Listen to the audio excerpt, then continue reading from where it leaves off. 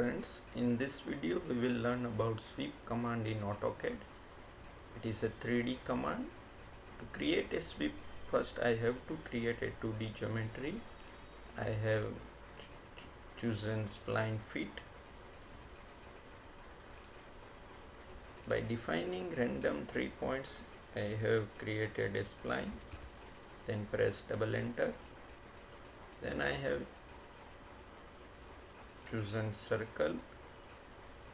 I will create circle at this tangent point of 10 mm radius. So my circle will be of 10 mm radius perpendicular to this line. Now I will go for sweep. I will type sweep in command prompt. Then Autocad will ask for select object to sweep. Now I will select circle and then press enter. Now Autocad will ask for to select sweep path. Now I will select a sweep path. Then my circle will be swept across this path. Wireframe view will give a definite view that my circle is swept across this path. So thank you. We can see the whole procedure in command prompt.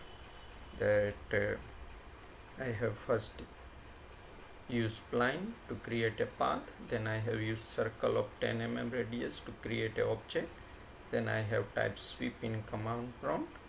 Then Autocad will ask for to select object, and then Autocad will ask for select sweep path. So first I have selected circle as an object, and then I have selected a spline with the sweep path. Then Autocad will give me a swept object like this. Thank you. For any query, please type in comment box.